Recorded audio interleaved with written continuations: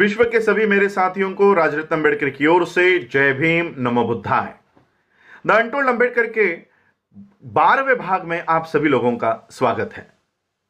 Doctor बाबा साहब अम्बेडकर 26 नवंबर 1949 को भारत को संविधान देकर अपने घर पर दिल्ली के अलीपुर रोड के बंगले पर आ गए। बाबा साहब अम्बेडकर जी की एक आराम कुर्सी हुआ करती थी, रोलिंग चेयर। उसके ऊपर बाबा साहब अम्बेडकर बैठे, अपनी आंखें बंद कर ली और थोड़ी ही देर में बाबा साहब अम्बेडकर जी के आंखों से आंसू बहने लग गए। बगल में डॉक्टर बाबा साहब अम्बेडकर जी के सचिव शंकरानंद शास्त्री खड़े थे। शास्त्री जी ने देखा कि बाबा साहब अम्बेडकर रो रहे हैं। अब बाबा साहब को कैसे उठाऊं और कैसे पूछूं कि आप क्यों रो रहे हो। शंकरानंद शास्त्री जी ने एक युक्ति की। बाबा साहब अम्बेडकर जी के पैरों के यहां बैठे और पैर दबाते दबाते बाबा साहब से सवाल किया, बाबा साहब, अभी आप इस देश को एक अच्छा संविधान देकर आए हो, एक अच्छी व्यवस्था देकर आए हो, किस बात का दुख है आपको, आप क्यों रो रहे हो।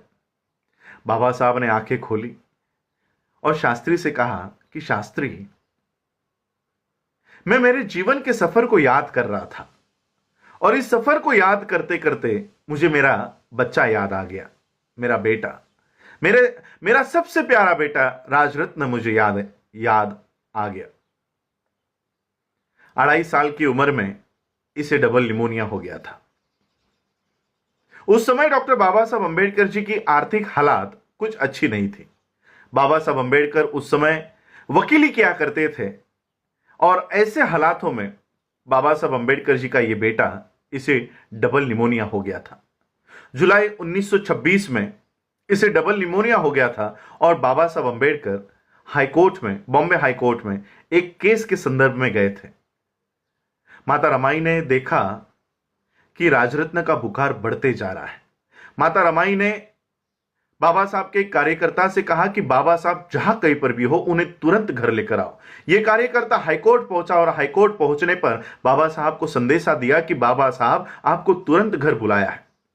बाबा साहब अपना सारा काम छोड़कर, बाबा साहब को पता चला क्या हुआ होगा, बाबा साहब ने उसी हाईकोर्ट के दरवाजे से, उसी हाईकोर्ट के प्रांगण से तांगा किया और बाबा साहब जिस चाली में रहा करते थे उस चाली के सामने आकर यह तांगा रुका। 10 बाय 10 का बाबा साहब का मकान हुआ करता था। बाबा साहब ने जैसे ही इस मकान में प्रवेश किया, अपने बच्चे को अपने गोद में लिया। गोद में बाबा साहब अम्बेडकर इस राजरत्न को लेकर उसको खिला रहे थे और बाबा साहब अम्बेडकर जी की ही गोद में इस राजरत्न ने प्राण त्याग कर दिया। उस समय बाबा साहब इतना फूट फूट कर रो रहे थे। दीवार पर सर पटक पटक कर डॉक्टर बाबा साहब अम्बेडकर रो रहे थे। पूरे कार्यकर्ता, पूरे चाली के लोग बाबा साहब को देख रहे थे। एक बच्चे की तरह बाबा साहब रो रहे थे। बाबा साहब को कैसे शांत किया जाए। बाबा साहब का बचपन का दोस्त मालू आगे आया। बाबा साहब को बहुत परिश्रम के बाद बाबा साहब को शांत किया। शांत करने के बाद एक कार्यकर्ता ने बाबा साहब से सवाल किया कि बाबा साहब, अभी रीति रिवाज के अनुसार पिता के पैसों से बच्चे के शरीर पर नए कपड़े लाने होते हैं, कफन लाना होता है, ये सारा साहित्य लाने के लिए पैसे दीजिए ताकि हम राजरत्न का अंत्यविधि कर सके। बाबा साहब के कानों पर जैसे ही ये शब्द पड़े, शांत हुए बाबा साहब फिर से फूट फूट कर रोने लग गए। बगल में माता रमाई खड़ी थी। माता रमाई को पता चल गया कि इस रोने की वजह कुछ और है। माता रमाई को पता चला कि बाबा साहब अम्बेडकर की जेब में नए कपड़े छोड़ो, कफन लाने तक के पैसे बाबा साहब के पास नहीं है। माता रमाई ने बदन पर की साड़ी फाड़ी और उस राजरत्न के शरीर पर कफन के तौर पर डाली। यह बात डॉक्टर बाबा साहब अम्बेडकर जी को 26 नवंबर 1949 को भारत को संविधान देने के बाद याद आ गई।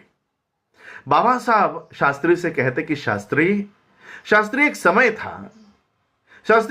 था कि मेरा बेटा, मेरा बच्चा राजरत्न इस जहां से जाते समय मैं उसके शरीर पर कफन तक डाल नहीं सका।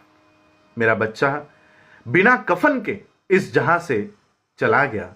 लेकिन आज मैंने इस देश को संविधान निर्माण करके दिया है और एक ऐसी व्यवस्था मैंने इस देश में कायम कर दी गई है।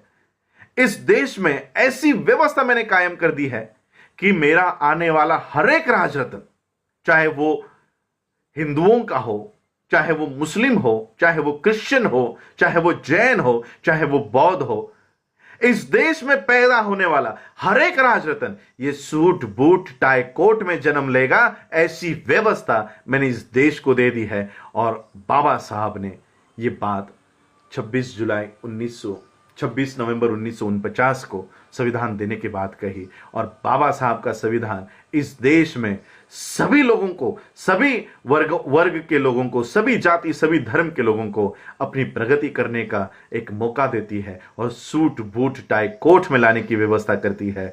ये बाबा साहब अम्बेडकर जी का संविधान देने के बाद बाबा साहब को ये बात बाबा साहब ने शंकरानंद शास्त्री से कही। आप लोगों ने मुझे सुना, उसके लिए आभार, धन्यवाद। जय भीम, जय भारत, जय बुद्ध।